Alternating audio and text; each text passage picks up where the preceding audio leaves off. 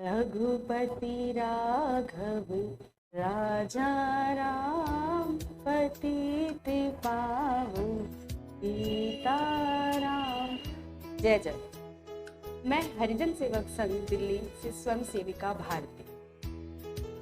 गांधी एक ऐसा नाम वो भारत में नहीं अभी तो पूरे विश्व में किसी परिचय के नहीं।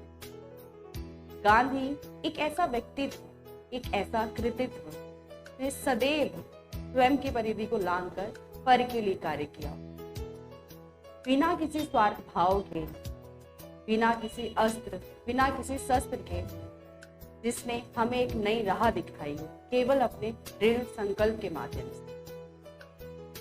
भारतीय संस्कृति का एक अभिलंब वाक्य सत्यम शिवम सुंदरम, गांधी जी का संपूर्ण जीवन इस अभिलंब पर आधारित है, इस अभिलंब का पर्याय है। आज हर एक परिप्रेक्ष्य में गांधी जी के विचार देखने को मिलते हैं, फिर वह सामाजिक हो, राजनीतिक हो, सांस्कृतिक हो, धार्मिक हो या पर्यावरणीय हो। आज भारत में मौजूद या विश्व में मौजूद हर एक व्यक्ति किसी न किसी संदर्भ में खुद को गांधी के समीप पाता है। इसलिए तो कहते हैं you can be pro Gandhi, you can be anti Gandhi, but can't be non Gandhi. आप खुद को गांधी के विचारों से सदैव जुड़े हुए पाते हैं। गांधी जी के राजनीतिक विचारों की बात करें तो आजादी से पहले की बात हो या आजादी के बाद, गांधी जी के विचारों ने हमें हमेशा मार्ग दिखाया है। मूल कर्तव्य हो, मूल अधिकार हो या राज्य के नीति निर्देशक तत्व हो, प्रत्यक्ष या अप्रत्यक्ष रूप से गांधी जी के विचारों ने हमें हमेशा राह दिखाई। आज हम बात करते हैं सबका साथ सबका विकास। हमारे माननीय प्रधानमंत्री नरेंद्र दास मोदी जी का जो विचार है सबका साथ सबका विकास, वो कहीं ना कहीं गांधी जी के विचारों का ही मूल आधार है। गांधी जी का राजनीतिक विचार था कि गांव हो, शहर हो या राज्य हो, उसका आखिरी व्यक्ति, उसके आखिरी व्यक्ति का भी राजनीति में भागीदारी होना चाहिए। आज के संदर्भ में जहां हर एक व्यक्ति भयभीत है कि तीसरा विश्व युद्ध ना हो जाए, वहां गांधी जी का मानवता का विचार बहुत ही प्रमुख है।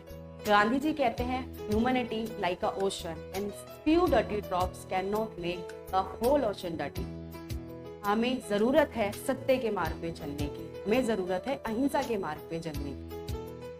गांधी जी कहा करते थे प्रकृति के पास वे सभी संसाधन हैं जो मानव की इच्छाओं को पूर्ण कर सके, किंतु प्रकृति के पास वो कुछ भी नहीं जो उसके लालच को कम कर सके।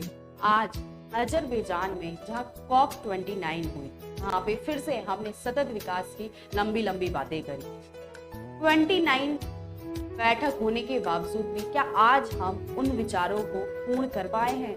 ये सतत विकास का विचार भी गांधी जी के विचारों पर कहीं ना कहीं आधारित है। अगर हम बात करें कि गांधी जी के विचारों को कैसे आगे लेके जाएं, आज हम देखते हैं कि अक्सर सिर्फ स्वच्छता अभियान पे गांधी जी को याद कर लिया जाता है। मैं कहना चाहूंगी कि गांधी जी के विचार अवसर विशेष नहीं अपितु सार्वभौमिक है।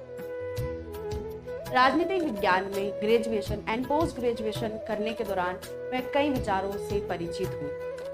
यहाँ पूंजीवाद विचार बुर्जुआओं की, राज्य की विरोध की बात करता है, यहाँ मार्क्सवादी विचार पूंजीवाद का विरोध करता है, यहाँ नारीवादी विचार पुरुषों का विरोध करता है, वहाँ मैं गांधीवादी विचार को एक ऐसा विचार पाती हूँ जो सबके साथ की बात करता है, जो सबके कल्याण की बात करता है, जो सबको जोड़ने की बात करता है।